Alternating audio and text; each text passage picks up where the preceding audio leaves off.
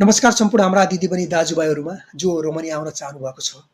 धेरै समय भइसक्यो तपाईँको एप्लाई गरेको, तर पनि एप्लाईको निष्कर्ष निक्लेको छैन। रोमानिया आउनको लागि तपाईँलाई धेरै टाइम लाग्यो, 1.5 वर्ष 2 वर्ष लाग्यो भन्नुहुन्छ र नयाँ आगन्तुक हुनुहुन्छ, नयाँ आउने सोच बनाउनु भएको छ उहाँहरू भने उहाँहरूलाई स्पेसल म के भन्न चाहन्छु भने तपाईँले सबभन्दा पहिला त बुझ्नुहोस् मेन पावर। नेपालमा धेरै छन् मेन पावरहरू होइन। मेन पावरमा बुझ्नुहोस् कुन मेन पावरले तपाईँलाई के भन्छ चाँडोभन्दा चाँडो लैजान सक्छ। राम्रो कम्पनीको लागि तपाईँलाई उहाँ प्रोसेस हालिदिन सक्छ मेन पावरले। त्यसको बारेमा तपाईँले राम्रोसँग बुझ्नुहोस् र प्रोसेस चाल्नुहोस्। सबभन्दा पहिला त तपाईँले प्रोसेस चाल्नुभन्दा पनि पहिला मेन पावरले धेरै पैसा माग्छन्। 1.5 लाख 2 लाख रुपियाँ 2.5 लाख रुपियाँ तपाईँलाई माग्न सक्छन् होइन। त्यसरी तपाईँले धेरै पैसाहरू नदिनु होला कसैले पनि होइन। प्रोसेसको लागि थोरै मात्रामा दिन चाहनुहुन्छ भने दिनु होला, नत्र के भन्छन् कोही मेन पावरले त तपाईँलाई धेरै नै माग्छन्, पहिल्यै नै एडभान्स माग्छन् धेरै नै। त्यस्तो धेरै नदिनु होला, 2.5 लाख 3 लाख रुपियाँ नदिनु होला होइन। थोरै मात्रामा दिन सक्नुहुन्छ।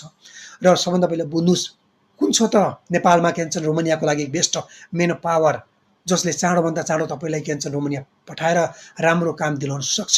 त्यसको बारेमा तपाईँले बुझ्नुपर्ने हुन्छ। र दलाल मार्फत भन्दा पनि दलीय मार्फत भन्दा पनि तपाईँले मेन पावरमा गएर स्वयं तपाईँले प्रोसेस चाल्नुभयो भने राम्रो हुन्छ होइन। र कम लागतमा पनि लाग्न सक्छ, किनकि तपाईँले दलीय मार्फत तपाईँले के भन्छ उहाँ गएर दलीय मार्फत तपाईँले एक्स्ट्रा लिन्छ, छुट्टै लिन्छ।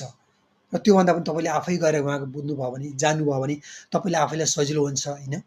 र पैसा कम लाग्छ त्यो पनि भन्न चाहन्छु। र बुझ्नु होला सबभन्दा पहिला होइन रोमानियाको लागि राम्रो मेन पावर कुन छ, बेस्ट मेन पावर कुन छ र कसले चाँडोभन्दा चाँडो के भन्छ रोमानिया तपाईँलाई लैजान